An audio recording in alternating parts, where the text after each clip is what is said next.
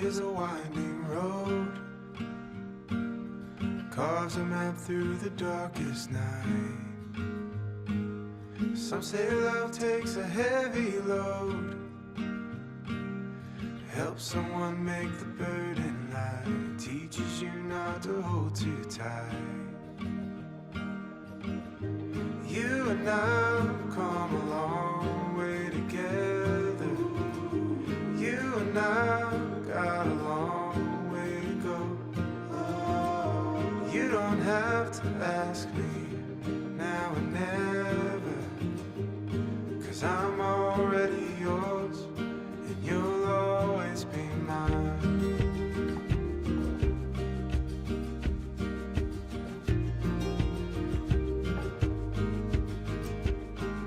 Some say love is a fire that grows, bound to hurt when you let it go. Some say love is a choice we made, a holy vow we should never break. And maybe that's just the chance we take. You and I have come a long way together. You and I have got a long way to go. You don't have to ask me now and never, 'cause I'm already yours and you'll always be mine. You'll always be mine.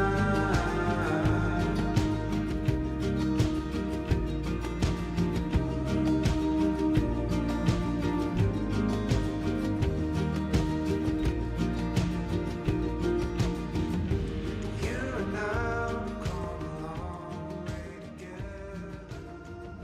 You and I have got a long way Oh, look at here on the wrong screen as usual. What's up, everybody? You know, we always start this show off by showing love to those companies who help make this podcast possible. Thank you guys. Sorry, I know there wasn't a show last week, but we have an amazing one today. So let's get on with this. Guys, Yellow Jacket. As most of you know, I'm a second generation HVAC tech, 20 plus years in the trade, but I always think back to those days working with my dad that I cherish so much. My dad always said your tools are an extension of yourself. If you buy quality tools and take care of them, then they'll take care of you. Most of the time, you only have to buy them once. Well, that brand that I think back to is Yellow Jacket. They've been making quality tools for 70 years and counting, making them right here in the US of A.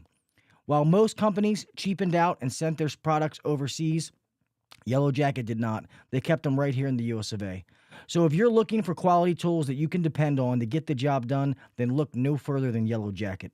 Yellow Jacket has been trusted by my family for generations now, and we don't plan on stopping anytime soon. Remember, 70 years of expertise built into every tool. Next. Guys, my friends over at Company Cam, I have another podcast that's going to be happening with them.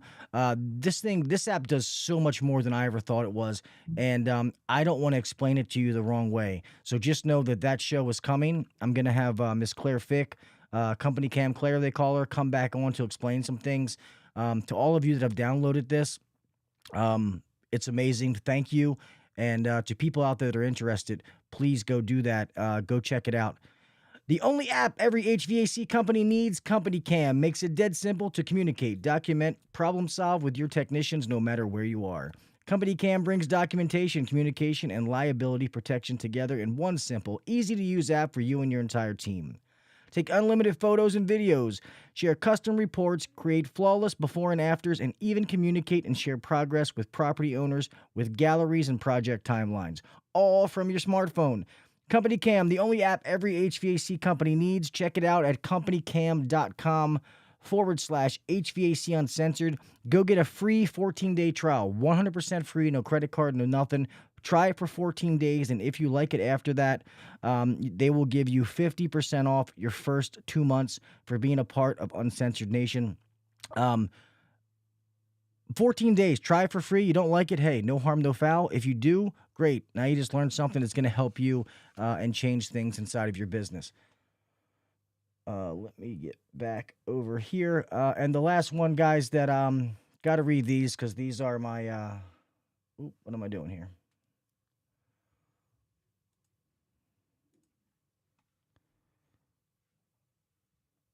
Sorry, guys. You know me and clicking buttons. Is going to be my friends over at Blue On. Guys, Blue On is totally changing the game as far as what they do. The support that they offer technicians is bar none amazing. They do it for it's absolutely free. I tell all of you, if you do not have their app download on your phone, I really don't know what to say to you because it costs nothing. If they cost 30 cents, $1, and somebody said, hey, I don't have $1, okay, that gives you an excuse. It is 100% free, ladies and gentlemen, and it is like it's tech support right in your pocket. We've been doing those tech support episodes where you can meet these ladies and gentlemen that are there to help serve you every single day, 24 hours a day, 365 days a year on any brand of equipment. We've all had it where we try to call these manufacturers. We're not a factory authorized dealer. And you know what? They can't help you. They tell you to go shit in your hat. You're stuck. You're out there. You don't know what to do. Blue On will not do that to you. They keep adding new things and new things. Their community is amazing. And now they have it where you can buy parts directly through the app. You can buy it from the supply house that you were going to buy through anyway. It automatically sends over the proper part numbers, so you're getting the correct part every time. It helps your supply house because they know exactly what to get you. And if you listen to one of the other podcasts with Curry, that part can be delivered to you. Now, the newest thing they've just offered is when you buy something, you can get 2% back on what you're buying. So it's kind of like they're giving you a free credit card. Not really, but you're getting 2% back on things that you're buying. So, guys, let's get done with these so we can get on to the show. But go check out my friends over at Blue On. They are amazing people. I love being partnered with them. And there's so many more things we have coming for you guys. So if you do not have the Blue On app downloaded, please go do that. And remember, it is 100% free. All right, guys, let's get on with the Pledge of Allegiance so we can get this amazing show rocking and rolling. Let's go.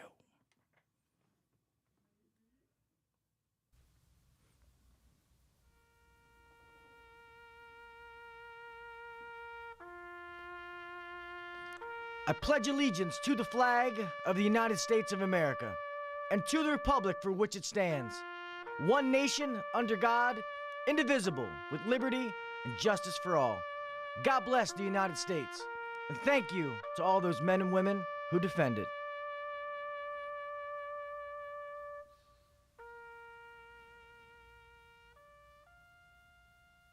Five, four, three, two, one, go.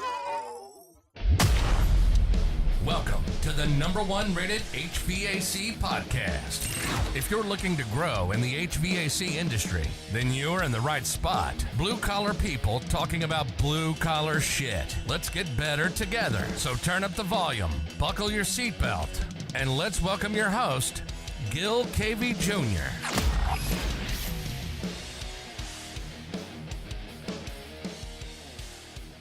What is up, everybody? Welcome back to the HVAC Uncensored podcast. I am your host, Gil KV Jr. Guys, another Wednesday, another great show. I've been looking forward to this with this guest. I've seen them. If you look into the description, she was on with some friends of mine, Tersh and Josh, with the Service Business Mastery podcast. When you read all of the thing that this lady has done in our industry, I would be here reading her bio for the whole show. That is how many things that she's accomplished and how many things that she's tried to help and been involved in. So, guys, without further ado, I'm just going to get into this. Please help me welcome Miss Ruth King. How are you, ma'am? I'm doing great. How are you doing this evening? I am great. It's good. Like I said, I didn't do a show last week, so this is my therapy. So I'm glad to be back, and thank you for being here with me tonight. Oh, my pleasure. You know, as we jokingly said off camera, I mean, we can do financial therapy on your business if you'd like. Yeah, hey, we might need to do that. It's every little bit helps. I guess for some of these people who didn't get to see the other podcast, with Tersh and them, I did. I guess let them know a little bit about who you are and your background and stuff like that before we get in here to try to help some of them. All right. So my goal in life, my reason for being on this planet, as I figured out when I was about 50 years old, believe it or not, slow learner sometimes, is to give business owners, contractors, the tools and processes to get and stay profitable, build wealth, achieve the goals that you want to achieve, and please give back once you've accomplished all of this. And so I do it so many different ways. I mean, Tersh was very gracious to have me on their podcast, and I do a lot of that. I do a lot of speaking. I do a lot of writing. I've written 5 books, the 6th book's coming out in 2023. Training, classes, consulting. You know, I love it when the light bulb goes on with you guys. I mean, you do really, really, really well. I mean, if we look at one of my former contractors who started with them when they were about 750,000 in revenue, grew them to about 10 million, sold it for 9 million in cash, walked out the door. That was cool. That was a heavy ride for 16 I years. bet that's awesome. Yeah, that was fun. So I They're heard having like a great life. I bet. So I heard that. I mean, I know you do a lot of like the financial stuff, but you've been involved in like the trades and the trade side of the business for a really long time, though, right? Since 1987. Oh, I was born then. Okay, I was gonna say I wasn't born, but I was born in 1987. My daughter was born in 89, so I was already in it when she was born. So let's start with this. What was before we get into that? So how did you get into this industry? Like what made you say I this is what I want to do? Like what started this path for you? It was by accident, actually. I was in graduate school with a woman who was working for Service America. And way back then, when Ron Smith started Service America, they needed some help with people to go out in the fields and actually help the contractors with the business side of their business. And I was, Anna and I were in MBA school together, and, I found a niche. It was absolutely amazing. And quite frankly, I mean, that was a long time ago. And my first client was 1987, and he sold his business last year.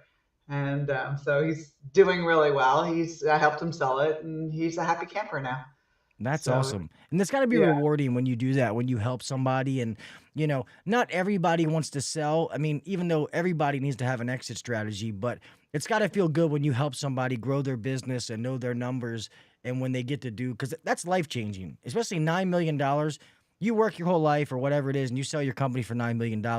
That's a win. That's a big win, That's the fun part. That really and truly is the fun part. And as I explain, Gil, to everybody, I either have very long or very short relationships with my clients, where they're going to do it or not.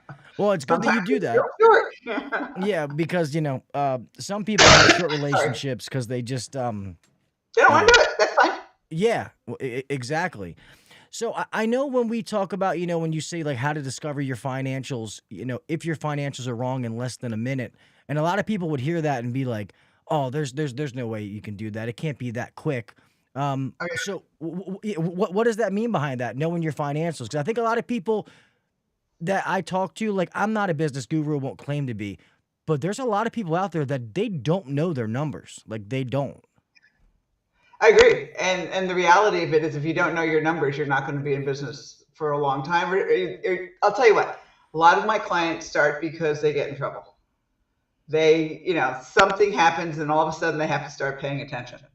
And there's the group of them that also are in situations where they're smart enough to start early, and when they're small and we grow to get them big. I mean, we started at 750 and then we grew to 10 million. I mean, there's a lot of stuff along the way and a lot of no man's land going through it.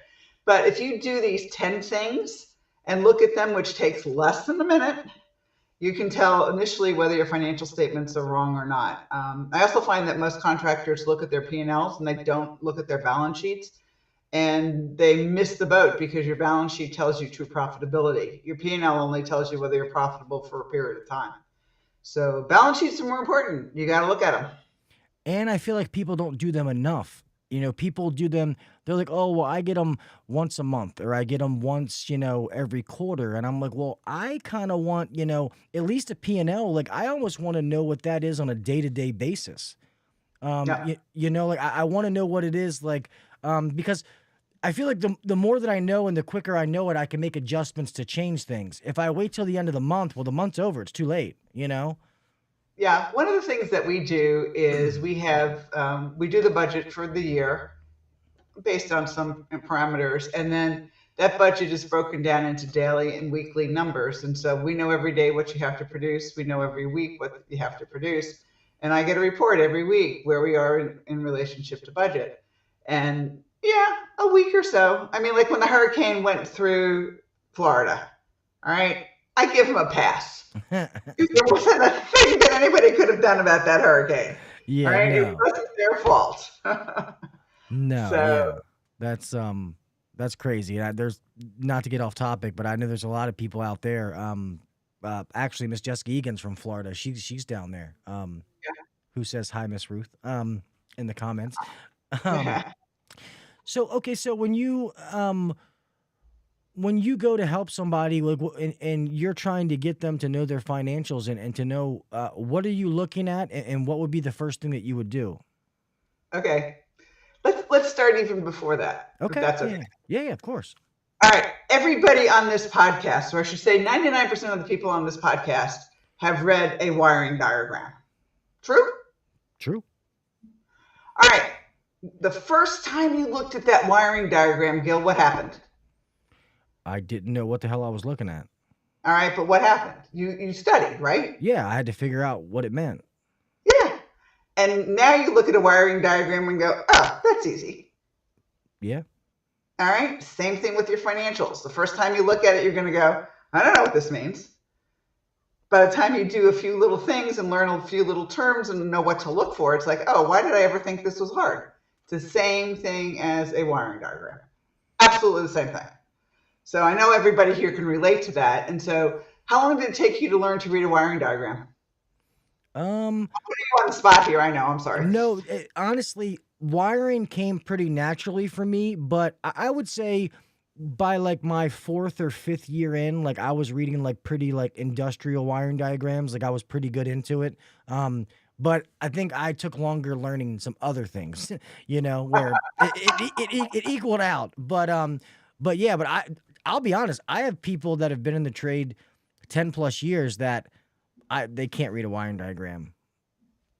They should be able to if they've been in the trade 10 years. Well, exactly. I think they can get through it, but I feel like that's one of those things, kind of like a business owner, when you say, "Oh, you know how to read your balance sheet and your P&L, right?" Of course I do. Yeah, of course. Let me That's ask like you a some of those question. texts. Yeah, they're afraid to say that they don't really understand it. You're never All gonna right. learn. No, you're not. And the thing of it, it's really, really easy. Accounting was developed somewhere between 1200 and 1300 by the Venetian monks who had to account for the rich Italians' money. And so back in 1200, we didn't have a calculator. We didn't have QuickBooks. We didn't have anything. Yes, the Chinese had abacuses. All right, I'll give you that. But the Chinese weren't talking to the Italians because there was no communication between different population centers. So they had to do it so you could do it on paper. Can you imagine having to do your books on paper today? Forget it. Oh my Yeah. God. Don't want to do that. So it really is addition, subtraction, multiplication, and division. Now, tax law has changed significantly. And your CPAs are supposed to keep up with tax law. But internally, your bookkeepers can do the day-to-day entries and create an accurate and timely financial statement for you, every month. And then you have the numbers that you look at every day and every week and that type of thing. So, one thing that I would beg that all the owners here are listening to do is to look at your bank statements every single day. Go online on your bank, look at what's coming in, look at what's going out. And I'll tell you what, just for your own safety and security more than anything else. So one of my clients' bookkeepers was one day logged on like he normally does, and he sees these two little deposits, like 22 cents and 6 cents or whatever it is. And he said, oh, the owner just is setting up a Square or a new PayPal account or something like that. Didn't think anything of it, didn't think to ask. Next day, the bank calls. Did you authorize two $25,000 withdrawals? No. Oh, Yeah. man. Shut the accounts down.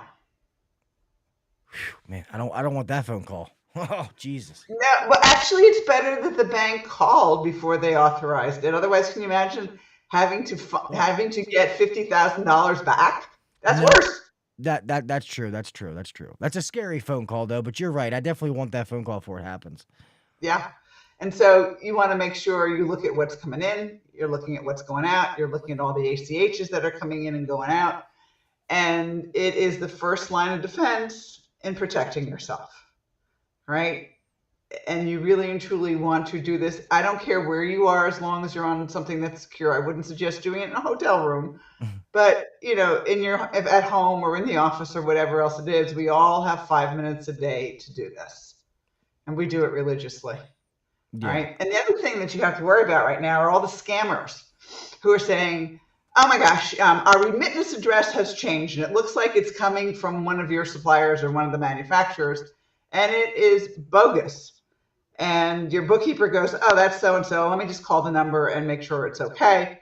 And they call the number and it's the scammer. And, oh yeah, of course it's legit. Da, da, da, da, da. Two things anybody gets this email. Number one, put the phone number in Google. You'll find out whether it's legit or not. Number two, call your supplier with the person you know at that supplier, not through the email, because they've hacked it, which is not fun. Yeah, no, that's not fun. And so one thing I will say, like, so my personal, banks and my other businesses that I do check the account like a hawk. I watch it every day, a couple times a day. One thing about Beltway HVAC, heat and air conditioning where I work is, I'm like the GM, COO of the company. Like I came up as a technician and got into management, and so I had to learn all the stuff that you're saying because I was that person. I didn't know how to read a balance sheet and a P&L. And I'll be honest, I know what I'm doing, but I wouldn't say that I'm great at it now. I understand it. I know what's good and bad. But thank God, like Ryan, the actual, he's the owner of the company. And then, our Amanda, who takes care of all the financial stuff. Thank God they're better than me and I'm good in other things because we're able to know, what we have to do and the changes we have to make. And I think that another thing is, having the right bookkeeper and accountant, because we had one in the beginning that we got a phone call that's like, hey, you owe, $50,000 in taxes, or you owe this because of certain things. So it gets pretty crazy when it's not done correctly. Yeah, absolutely. And owners and managers have to know enough to question. I don't expect you to do the day-to-day bookkeeping. That's not your job. Your job's to manage. Your job's to do the things you do. So let the bookkeepers do their jobs. You oversee. You make sure it's there. You do the financial analysis, which is not hard. It takes you less than 30 minutes a month. And we all have less than 30 minutes a month. Or if you do something that we're doing now, by next spring, you'll be able to input the data and automatically get the reports. I mean, we're actually programming that right now. Oh, nice. It's kind of cool. So anyway, so 10 things. We can absolutely, number one is you want to make sure that you're on an accrual basis for accounting. And how do you find out whether you're on an accrual basis? Well, guess what? In QuickBooks, are you cash or accrual? It's one button or the other. And the difference between the two is in cash basis accounting, there are no receivables, no payables, and inventory is a joke. All right. You don't have any way of matching revenue against expenses. And then you have no idea whether you're profitable or not, simply because you're not going to write a check unless you have money in the bank to pay the check, to cover the check, right? Yeah. So you're always going to be profitable, or most of the time. Anyway. Accrual-based accounting. You have revenues and expenses, you have receivables and payables, and you can actually match revenues against the costs of those revenues so that we make sure that our gross margins are consistent, and we can make sure that we can look at true profitability. Okay. So if your accountant gives you a hard time about running your business on an accrual basis, number one, they're not running your business. So they're not getting the day-to-day information you need. On a tax basis, they can push that little button in QuickBooks and automatically go to a cash basis for tax. If that's how you want to do it. Or 2 journal entries. So don't let them tell you that it's hard to switch from cash to accrual, because they're full of it. And I'm not going to use a lot of the terminology you use, but I'm just going to say they're full of it. Okay? And I've said it plenty of times. You know what you mean. Yeah. So from that perspective, number 1 is make sure you're on accrual basis for accounting. It's not hard, okay? And the thing that you have to understand is that with accrual-based accounting, you really do match revenue and expense. It's not the sale and expense, which is cash-based accounting. And here's the example. Let's say that you do $1 million project, all right? You sell $1 million project. Well, you're not going to do the whole $1 million in a month unless you have a huge sales force or a huge field force. So the sale is $1 million. The revenue is the amount that you actually billed for that month. All right. So the sale doesn't go on your P&L. The revenue goes on your P&L. Same thing with maintenance agreements. Mrs. Jones pays you up front. It's a sale, but it's not revenue. So you get the money in the door and you have what's known as deferred income or a liability to perform. You have to do that work for Mrs. Jones. She is paying you on a bet, which she is. She's trusting her 200, 300, 400, whatever the money is, that you're going to do what you say you're going to do. Now, most of us have been in business a really long time with decent reputations, so that risk is probably not real high. But she's still risking that money that you're going to do what you say you're going to do. It becomes revenue when you actually do the work and you have the expenses against that work for labor and materials, et cetera, and you have a gross profit and a net, all right? So when contractors tell me, we're busy, but we're not making any money, which I hear every spring, every fall, whatever else it is, they are doing maintenance work and they haven't accounted for the maintenance work properly, all right? Because what happens when you do the maintenance work, that deferred income becomes revenue. If they've taken the revenue when they sold it, then of course you have all this revenue, great sale, no expense, 100% gross margin. Yay! Not real. Yeah, we just learned this because we did for a little bit where when we were selling systems with like 10-year parts warranty, 10-year labor warranty, and then we'll throw in 10 years of maintenance. And we had to have this conversation because I always understand maintenance. They're like, that's great, but you know, this is how we have to break that down. And it's funny, it was actually broken down just like that. So when you started saying it, I'm like, oh, I've heard this before. Well, the other really cool thing is a lot of contractors now are on monthly recurring billing. And so you can set up with your credit card company for the monthly recurring billing to go into your savings account and never touch your operating account. And in those cases, you're not tempted having to move the money over, which is cool. Yeah, because aren't you supposed to have that money? Like, you know, say I had 100 people that I sold 10-year maintenance contracts and we're only in year 1, that I'm supposed to have those other 9 years in the bank. You got it. Yeah. Yeah, that's what I thought.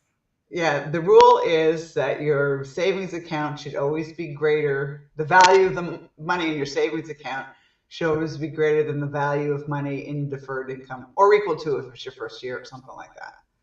But you should always have more in savings than in deferred income. Always. No, that makes perfect sense. Right. Yeah, so everybody on here, so I've had a lot of messages. I've been talking to quite a few people lately. I know a lot of you have been in business for a while. For you guys that are techs, I know this show isn't for you, but you can still learn something. But for all of you that keep saying, I'm starting my own business, or you just started, listen to what Miss Ruth is saying, because if you start off right, you don't have to deal with some of the other headaches that people have to because they're making all these mistakes in the beginning. So please listen closely to this. And if you have questions afterwards, we can get people to, and you know, get you to the right person to be able to answer your questions. But please pay attention to this. It's very important, you know. Even text, you do it on a personal level.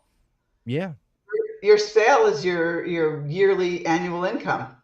Your revenue is what you take home every month. I mean, this is appropriate not only for people who are in business, but people who are techs, because you have a roof over your head that you have to unless you're living with mom and dad or something like that, but there's a roof over your head that you have to support. There's a car payment you generally have to support. I mean, there's so many different things that apply whether you're in business and looking at this on the business P&L or whether you're looking at it as a personal P&L. I mean, both count. So, all right, so that's number one. Number two, do you have negative cash on your balance sheet? Real easy to look, takes 2 seconds, right? You cannot have negative cash in your balance sheet. That means you got negative cash in the bank. If you had negative cash in the bank, guess what? Banker will close your account because you're bouncing checks right and left. You have to have at least something positive cash flow wise. So that's number two. That's real easy. All right. Cash versus accrual. Number one, money, positive cash. Number two, takes you less than 10 seconds, 5 seconds to look at those two numbers to make sure that they're there. Number three is no negative accounts receivable. All right. So in some of the software systems, when you get a deposit, it doesn't go into a deferred income deposit account on your balance sheet. They actually take it against receivables. So it looks like the companies owe the customer money, which is not the case. It is situation. So if you see negative accounts receivable, yeah, you might owe somebody, a couple bucks here and there. But if you see negative accounts receivable on your balance sheet, you know that deposits have been given. It really goes as deferred income, and it's not that you owe the customers, $25,000 or whatever the number is. All right. So those are three things. Takes you 5 seconds, maybe 10 seconds to look at it. All right. Yeah, not long. Yeah. Number four is no negative credit card payments. I promise you the credit card company does not owe you $10,000. I've seen millions in negative credit card payments. Again, financial statements are wrong. Takes a second to look and find that. Then you go down the liability section and you look at payroll taxes. You look at garnishment paid wages and all that sort of fun stuff. Those can't be negative either. The feds don't owe you money. The state doesn't owe you money. The courts who are collecting the garnishment payments don't owe you money. 401k company doesn't owe you money. Your bookkeeper screwed up and didn't put in the payroll data correctly. Okay. Next one, go down the balance sheet even further. Negative loan payments. Bank doesn't owe you money for a truck.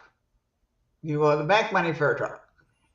Mm-hmm. So generally, if this is happening, the bookkeeper or whoever has been doing the books is taking the entire loan payment against what's owed rather than only the principal repayment. When you pay the bank, it's partially principal and it's partially interest. Principal goes against your balance sheet or how much you owe, and the interest goes on your profit and loss statement as an expense. I forget what number I'm at. All right. I think you're inventory. Yeah, I think you're on 6, I think. Yeah, whatever number I'm at. All right. So there's no inventory on your balance sheet. There's not a person in this. We have inventory. All right. Let me just say it that way. It's on your trucks. It's in a lot of places. So inventory is a bet. Start accounting for it properly when you're small, because I promise you, when you're $2 million in size, putting inventory on a balance sheet is painful. I've done it. It's painful now, and yeah. It's really painful. Yeah. Barcoding is like a no-brainer these days. I mean, just barcode everything. There's all the software has packages or APIs that work with most of the barcoding companies. Choose one you like, start barcoding in, start barcoding out, and figuring out what's going on with inventory. All right. The next thing you want to make sure of is that there are no months on your P&L which have no rent payments or double rent payments, or no utility bill or double utility bills. And you're making sure that, you pay your rent every month, you pay your utility bill every month. If it looks really bizarre, did somebody screw up and not put the utility bill in the month before? You want to make sure that that's accurate. And then, let's see. Then what you want to do is make sure that your gross margins are fairly consistent. You want no negative gross margins. That's a lazy bookkeeper. And you want to make sure that we have all revenue for a month matching all the expenses for a month. And that goes apples and apples. We don't want fruit salad. Fruit salad, financial statement fruit salad is when you have revenue in a month, call it apples, and the expenses against that revenue is in the next month, and we'll call it oranges, and you're trying to job cost, and you're putting apples and oranges together, and you got fruit salad. That doesn't work. Do not let your bookkeeper close the month until you have revenues matching expenses.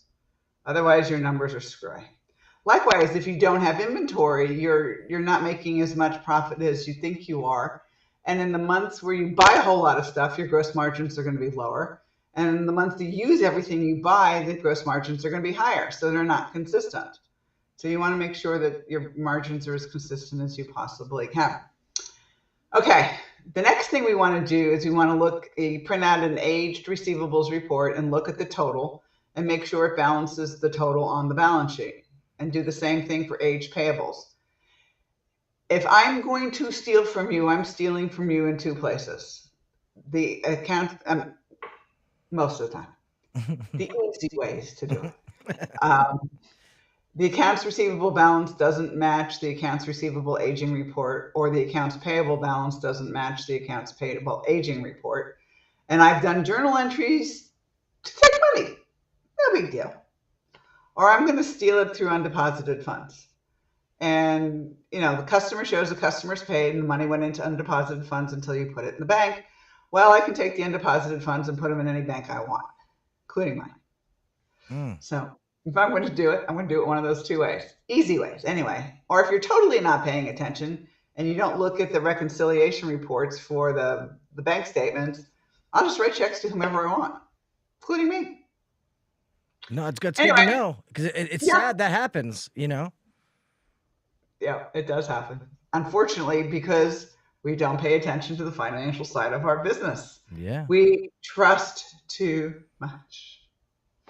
Very All true. right. And I think I'm pretty close to the end of it. The last thing that I want you to do is to look at the net profit on your P&L and make sure it matches the retained earnings on your balance sheet. If it doesn't, this is another really easy place to steal. So, those are the really easy places, and somebody's fooling around with that, and it will take you less than a minute to do everything I just said.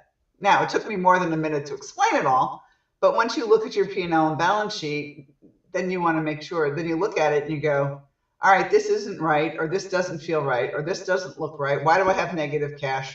Why do I have a balance sheet that doesn't balance? Occasionally, QuickBooks will get out of balance, and they'll send you this little note, say, your balance sheet's out of balance. Would you like us to rebalance it? And you say yes. And it fixes itself from whatever screwy thing that it actually did do. But those are the things that I would look at first. And then we get into, at some point in time when you're doing all that, that's easy to do. Takes you less than a minute to do. And it will start having you ask questions to your bookkeeper. I have a bookkeeping test, which is done by the American Institute of Certified Bookkeepers. They freely give out the test. And the answers? Mm-hmm. If your bookkeeper can't pass this test, she got to go to school and learn bookkeeping. If you're looking for a new bookkeeper and the bookkeeper can't pass this test, you do not hire her. Or if the bookkeeper passes with flying colors, watch out too, because it might be an embezzler. We had that happen to one of my clients, literally. Gave her the bookkeeping test, passed with flying colors. I went down there and we finished finishing getting the books in order and everything else like that. And she saw what I required. Reconciliation reports, review of P&Ls, review of balance sheets, separation of who gets the cash in the door and who goes to the bank and all that sort of fun stuff. And 2 weeks later, she just didn't show up. Oh, no. She went to find somebody she could embezzle from. That's really what happened. Now, can I prove it? No. I've just seen it too many times. They can't, if your processes and procedures are in place so that your cash procedures are there and you request aged receivables and aged payables and every reconciliation report from your bank statements, from your credit card vendors, from your, suppliers, and you require all of those things before you pay a bill, they're not going to stick around because they can't steal from you because you're looking. You're looking at your bank statement every day. They'll see it. They will absolutely see it. Bye. Been nice. Yeah, and you got to be vigilant. I mean, and even if you have a person you trust, I mean, maybe a mistake happens, so you still need to know to keep an eye on that. Like you said, when it's messed up. One quick question is how you said if you see one of those numbers and it's a negative, that your bookkeeper made an error. So that's not as simple as $50,000. That should be positive. It's not that simple. It means it's totally jacked up, correct? That's what I And thought. yeah, I mean, I said, how do you know that they're wrong? I didn't say how long it was going to take to fix it. Very true. Very true.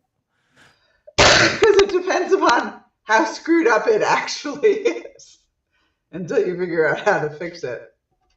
So, and the reality of everything that we do is, and back in the day when Reagan was president, he had a term called trust but verify. That's what you're doing with your bookkeeper. So I know some of you don't remember Ronald Reagan. My gray hair shows me I remember Ronald Reagan. I wasn't alive, but I got gray hair and I remember him. Yeah. And so it is, you trust your bookkeeper, but I'm going to give you a really, really sad story. Dad sells his business to the kids, 2 brothers and a daughter. And everyone had their piece. The daughter was financials. She did all the bookkeeping and financials. One of them was in sales and one of them was in operations, which was the perfect way to do it. So the 2 brothers trust their sister. Sister gets hooked on drugs. Sister starts taking a little bit of money out of the checking account fairly consistently to pay for her drug habit. They didn't notice it because they didn't pay attention because they trusted their sister until they started having cash flow problems. That was not fun. That was very messy. Thankfully, they had a partnership agreement amongst the 3 kids, and they kicked her out. How much money did she end up getting? Let's not talk about it, okay? Okay. She OD'd and died, unfortunately. Oh, no. So I actually do addiction podcast and mental health because I beat addiction years ago. So that's that sucks that happened. I was hoping that she I would agree. Yeah, that sucks. Yeah, right her wrongs and see her ways. That sucks that she went out like that. So I'm sorry to hear that. Yeah, but that's a situation where 2 brothers trusted their sister. Yeah. And they're not really bad or wrong for what they did, but because 90% of the time would that probably be fine, but you still got to have those checks and balances in place that you just hold each other accountable, whether you're family, best friends or not, it doesn't matter. You have a financial statement review every month, which they never did. They just trusted her. That's crazy. Yeah. And something you said before about, when you hire a bookkeeper and, I guess that we've all been, the people that I work with, we're all close and I guess, a family can do it. Anybody can, but I think we have enough checks and balances that, we would catch something. But some of these people who message me that they are first starting and, and these people go hire somebody, they don't know who they're hiring. And guys, if you don't know what Miss Ruth is talking about, you could be starting your business and think your business isn't doing good, but you could be doing fine, but just getting robbed in the background. So yeah, that's scary. Even when you're starting, look at your bank statements or bank account every single day. And if you hire a bookkeeper, send me an email. I will send you the bookkeeping test. They don't pass the test, you don't hire them. It's my rule. And if they I pass piss with off a flying lot of my colors, don't either. because I won't let them hire them. They don't pass the test. Well, I like this one. She passed the test? Nope. Can't hire her. That's funny. So when knowing your numbers, I've always wondered, so have you ever looked at somebody's numbers, like what, like looked at their balance sheet, looked at their P&L, and been like, "Oh, this is great. Everything looks good." I mean, like not meaning like the numbers are right, but from like a business standpoint, everything is like where it should be. I guess I'm trying to make sure I ask this in the right way because I can think about it in my head, but it's not coming out the right way. Yeah. I mean, you will look at a P&L and balance sheet, and there are times that everything is doing really, really well, and that's fine.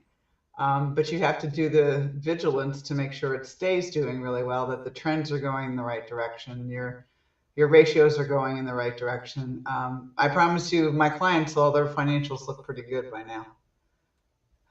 I mean, it may take a year to clean them up to get everything done, but they all look pretty good after, within a year. And some of them start with them pretty good. It's just that they're not doing as well as they want to be doing. And that's fine. If your net profit per hour, which is for every billable hour, how much drops to the bottom line, is not where you want it to be. And if it's less than you make in a fast food restaurant, you're crazy. So, and it's building net profit per hour. Sometimes it's making sure the guys are productive, because the most important thing any contractor does is maximize billable hours, because labor is perishable. I mean, your guys give you 8 hours today. You don't bill all 8 hours, you can't save one until tomorrow. It's not like a capacitor or a contactor or a relay or something. Yeah, no, that's 100%. It's done. Well, It's and like plus, an airplane seat with the airplane taking off and the seat being empty. Can't get revenue from it. yeah, no, that's 100% true. And I tell a lot of people, I think a lot of people get blinded by numbers, 'cause especially the day and age of social media and everybody on there and people, I'm a $15 million company, or I'm a $10 million company. Okay, first of all, most of those people lie. It's not true. And even if it is, it's okay. If you make $10 million, okay, how much profit are you making? That's what you need to know. That's the net profit per hour thing. I Exa- don't care. I mean, I can show you two companies each with a 10% net, one who's making $10 an hour and one who's making 50. Which would you rather be? Same percentage. Percentages don't matter. And you're right. Nobody talks about nets. They only talk about grosses. And it doesn't, what you generate is important, but what you keep is critical. Yeah, I mean, that's why I see a lot of people, especially starting out. A lot of them, it's bookkeeping, but it's also not pricing correctly, because they're doing all these jobs, they're getting busy, and they look in the bank at the end of the month, and they're like, I don't have any goddamn money. It's like, okay, well, that could be several different reasons.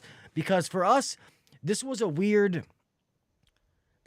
summer for us at Beltway, because we did more revenue last year, but we made more profit this year. So we tightened up some things. We didn't have as many people. We put some better processes in place as far as systems with our technicians. Average tickets went up. So there wasn't as many calls, at least in this area. It was just a goofy summer. Rather than going like this and staying up until its end, it was kind of like this.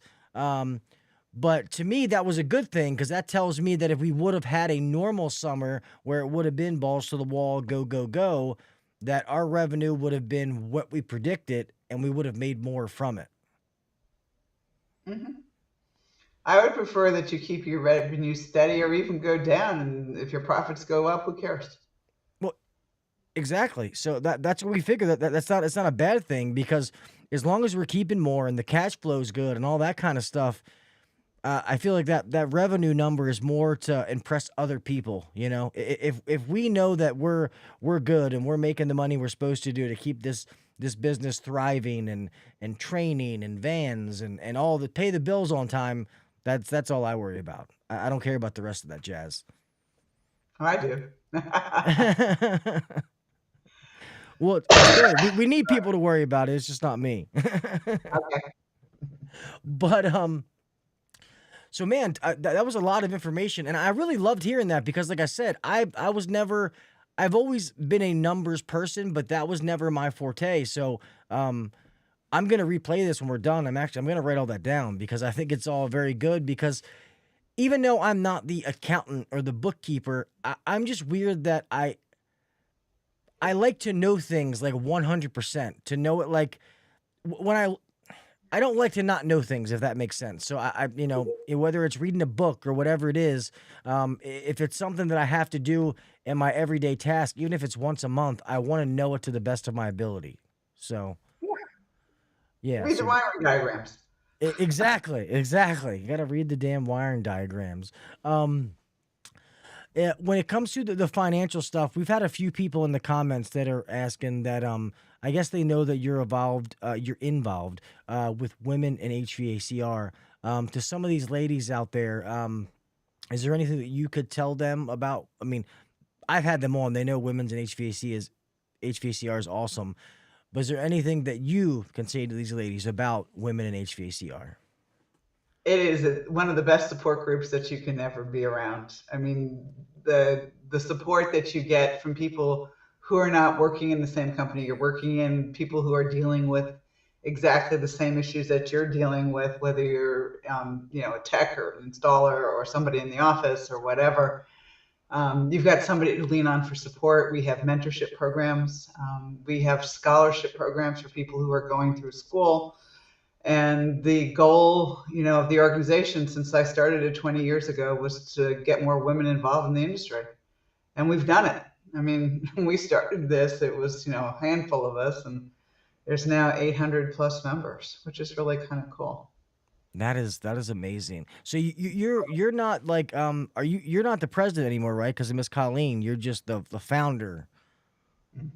Yeah, that's. I've had my years as president. I did my duty from that perspective.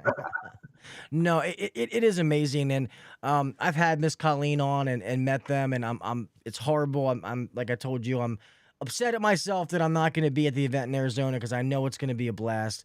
But one thing I can say is they have built an amazing community, because even in like the Facebook group and little things, it's not just women. There's men in there too. But men can be members too. Yeah, and that's what I want people to know. Yeah, as long as you support women and women in the industry, we're fine. We take, men are fine, women are fine. We have members who are both. We have men who come to the conference. So it's not like it's, women only. There are men, there are sponsors. There's a great group of people. I'm very proud of what it's turned into. It's turned into a really, really great organization. And as we found out, unbeknownst to us, there is a world organization where they're trying to put everybody in the world together who are supporting women in our industries in different countries. And we are the largest in the world right now, which was cool to find out. Yeah. That's cool. Awesome. Congratulations. Yeah. And I know, like, in that Facebook group or some of the different things that I see with the women in HVACR is, and this is one thing I got to say to you fellas out there is, we have the whole weenie measuring contest on Facebook when we ask questions, and when it comes to helping each other, these ladies got it down pat, because they go in there and they ask a question, they support each other, there's no BS. It's, hey girl, you can do this, or, oh, that's awesome, I'm so happy for you, I'm proud of you, and I really give it to them. It's a very positive group, and it's kind of refreshing to see, because that's why a lot of us create the groups that we create. And yes, we want to joke around and kind of bust balls with each other, but that's what it's got to be. We still got to build each other up. And I have not seen a group, and I've been podcasting for a while. I've been in a lot of Facebook groups. I have not seen one that is more positive and builds each other up better than Women HVACR. And I've said that many times. I'm not just saying that because you're here. Yeah. If you have a question, we answer it. There will be somebody who answers your question, if not 3 or 4 people who answer your question. It's very active. Everybody, as you said, Gil, everybody supports everybody, which is kind of cool, which is how the group was started. Mentoring, education, scholarship. Yeah, because I feel like some of the groups, and sadly I see it, and it's not all guys, and I guess it's hard because there's more men in the industry than women, so it's the numbers. Trying to change that. Yeah, and to be honest, I would love to. We have amazing women in our office, but I would love to hire, like a woman technician or something like that. Like Miss Jessica Egan has been following my show. She actually works for Mr. Brian Orr.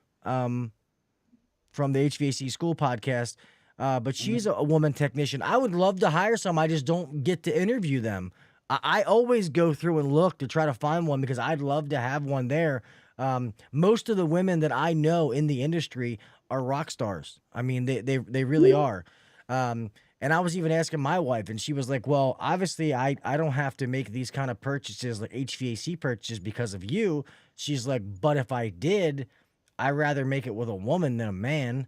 You know what I mean? Like, sit down and talk about it with a woman. And I'm like, well, I guess that makes sense. So I'm glad that times are changing. And what are you offering? Just Am I offering? no, in the comments. So my eyes wander on the screen sometime. But Jessica, if you can ever go, if you're not a part, if you haven't joined women in HVAC, you definitely should. Every body that I've talked to who has joined it loves it. The girls in our office are a part of it, and they absolutely love it. They're actually upset that they can't make it to Arizona. But I really wish that I was going. And I love AHR, when we go to AHR, that their event they do afterwards is always one of the most fun events. Yeah, we're gonna do it. We're gonna do it at the aquarium this year, which is so much. It's in Atlanta this year, so we're gonna go to the aquarium for our event, which is a cool place to do an event. That's what Miss Colleen was saying when I talked to her. Yeah, no, I can't wait about that. So let me say this, because I know I almost had you for an hour. If people out there are having trouble with their financials, or don't think that they are good enough with it, or they see some of the issues that you just said, what do you recommend people do? Can they get in touch with you? What should these people, what would be a fix? What could be something they could do?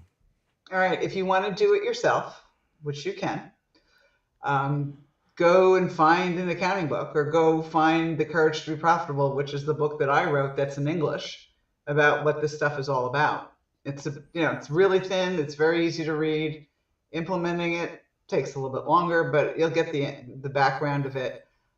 If you have questions, I take questions all the time. Just call me or send me an email. Calling is 770-729-8000. That's 770-729-8000. Email is ruthking@hvacchannel.tv, or you can go to hvacchannel.tv, and everything that I do is on the channel. I'm happy to help. If you want the bookkeeping test, send me an email. If you want to be part of our little beta test for financials, send me an email and I'll send you the info. So we're having fun with it. We really and truly do. And you'll find that once you get used to doing it and start looking at the trends, it actually becomes fun. And I know for most of you, that's just like, what? You're full of it. But once you get it, it actually goes, okay, what did we do? How did we do? Where are we with budget? And it's stuff like that you actually start looking forward to. Well, and it's awesome when you look at, a P&L or a balance sheet, and you were very profitable that month, and man, this was a great month, and you got a smile on your face, when you see all that hard work that goes into it. But no, this is great, because, and I like this because a lot of people, at least a lot of my listeners, like, in the beginning, this was mostly for technicians. It was just technicians, and then as my career evolved, I've gotten a lot more business owners, and then a lot of those one-man band people that started their own company. And most of those people were technicians.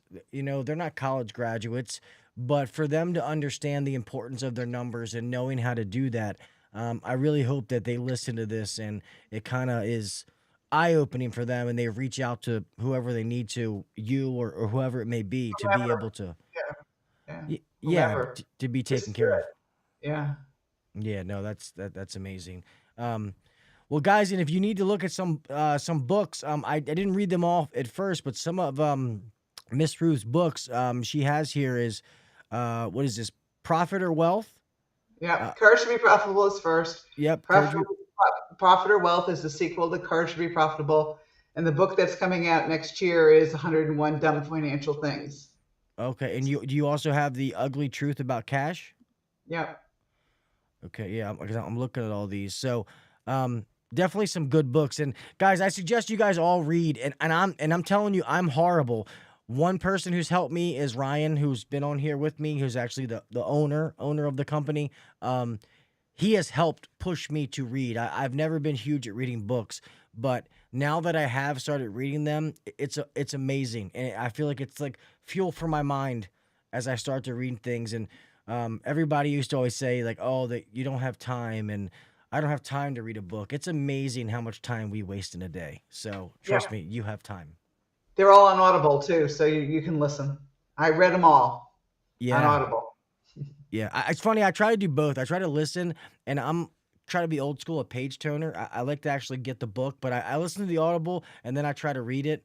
Plus, because I guess I don't know, I'm a horrible reader. I guess it's like a third grade reading level. I'm like Cat in the Hat books, but but no, reading has been it's if I read something that I'm interested in, like if I read like a sports book or something, I would knock it out because I wouldn't think about it. But when I know it's work, it's like my brain struggles, but I've gotten better at it, and I really enjoy reading. It's become a good thing. But all right, real fast before we start to end this, does anybody have any questions for Miss Ruth before we start to close this out? I do want to thank everybody in the comments. It looks like we had a decent amount of people in here tonight. Once again, I apologize for not being here last night. If some of you didn't see the video I put out, I apologize. It's been a rough last month. You guys know about my friend passing away, and then my wife was in the hospital last week. So dealing with those things, but I'm back. It's all good, and I'm glad to have this first show back with Miss Ruth, with this great information that we've been putting out for you guys to be able to know what you're looking at, being able to read those wiring diagrams. Yeah, don't see any questions. So, Okay. Miss Ruth, I want to thank you so much for coming on. I really do. I hope there's not anything that was missed. I think that was great information, and it really kind of hit me, the stuff that I want to learn. But if there's ever anything that like you feel we missed or something else that we could get out to educate people, please let me know. I'd love to have you back on if you'd ever want to do it. Anything that we need to get out to the masses. I'd be happy to. So thanks for having me, Gil. Hopefully we educated and entertained, which is the goal. Yes, of course. And I definitely think we did. I think this was a good time and some very good information. I'm glad because it definitely helped me. So I'm sorry that I won't get to meet you in person in Arizona, but if you're at AHR in Atlanta, I will definitely be there. And I'm talking to Miss Colleen, so I podcast live there, so maybe we can try to work something out where I can get some of you together and we can do a podcast directly at AHR in the That would be podcast fun. pavilion. Yeah, it would be fun. We'll do it. All right. Well, thank you so much, Miss Ruth. I'm going to go ahead and start closing this out, okay? That would be great. Thanks for having me. Appreciate it. My pleasure. Thank you. All right, everybody. I'm going to start to close this show out. Guys, that was great. And I know some of you listen to this stuff and you're like, I don't know. Guys, that is gold right there because a lot of people don't know how to read that stuff. And when you first look at a balance sheet or you first look at a P&L, she's absolutely right. It's like your first day on the job looking at a wiring diagram and you're like, what the hell is this? Until you learn what it means. So all of you guys out there and girls who message me and say, hey, Gil, I want to start my own company and stuff like that, you need to learn this, especially at some point. Maybe you might not think it's as important when it's just you running around in a van, but you're going to need to know this because this is going to determine how much, whether you're profitable, you're making money. You're really going to need to know these numbers. So I really, really think, don't forget to put the books in the link, buddy. Yeah, here, let me try to do that for you, buddy. I'm going to put her books in here right now. So I'm not the best typer. So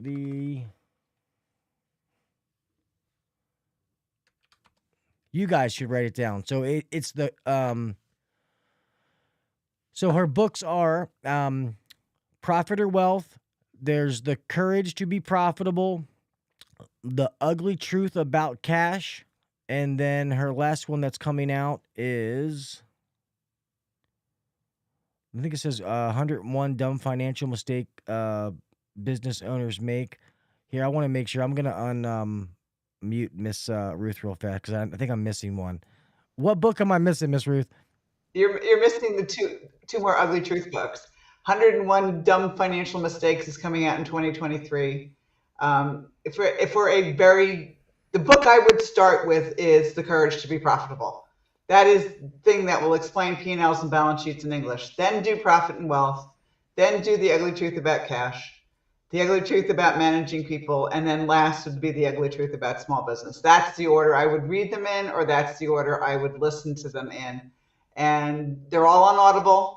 They're all on Amazon, so you can get them there. And if I see you at a conference, bring the book and I'll autograph it for you. That is awesome. Thank you. I knew I was getting it wrong, and I was like, hold on, let me unmute Miss Ruth real fast. Thank you. All right, see ya. See ya. So, yeah, that's a lot to type, so I'm not typing all those. But if you have any questions about those, just email me, HVACuncensored@gmail.com. Or remember the podcast, the new email is going to be info@HVACuncensored.com. Remember, the website is out. I'm slowly putting merch up there. I've been tied up the last month, so I don't have everything on there. But thank you guys, man. I appreciate you. For bearing with me this month. I know it's been a little up and down. Got kicked while I was down, but it is what it is. What are you going to do? You ain't going to sit around and cry about it. But trying to think of anything coming up. Nope, that's about it. Thank you guys, man. I appreciate you. Glad to be back at it. And that's it. Make sure you follow the podcast on all the social media sites so that way you stay up to date. I have a giveaway coming up where I'm going to be giving away this, one of the YJack charging and air kits. So this has the probes, the pressure probes, the temperature probes, and the temperature clamps. I am going to be giving that away. So it's going to be on one of the social media sites. So make sure you're following me, whether it's on Instagram, Facebook, or YouTube, and I will let you know how to enter to win that. All right, that's it. Guys, remember, be safe out there. We all have somebody to make it home to, all right? We live in a crazy world. Be smart, be safe. Electrical, driving, whatever it is. We all have somebody to make it home to, and I don't want to see on the news that another brother and sisters passed away from something that could be prevented. Guys, remember, and when I say guys, I mean guys and gals. Do the little things. Set yourself apart from the next guy. All right, there's no reason to say, I don't know. With all the resources available nowadays between podcasts, books, YouTube, whatever it is, there is a way to be able to learn whatever it is. Educate yourself. Be the best at whatever it is that you're trying to be, and don't let anybody tell you different, all right? If you guys know if I can help you in any way, I don't know everything. I'm far from it. But if I can help you in any way, I am always here to help. I am always here to answer your questions. I'm always able to be in touch with, whether it is the emails, direct messaging, whether it's on Facebook or Instagram, whatever it is. Normally within 24 to 48 hours, I will always respond back to you. And if it's something that I can't give expertise on, I will get you in touch with somebody who can. I promise you that. All right? Until next week, I love you, mofos. Stay safe, and I'll see you next Wednesday. All right? Peace. Thanks for listening to the HVAC Uncensored podcast. Don't forget to check us out on Facebook and Instagram, or email us anytime at hvacuncensored@gmail.com. Now, get back to work. Shut this down. The views and opinions shared on the HVAC Uncensored podcast may not necessarily be the views and opinions of our sponsor.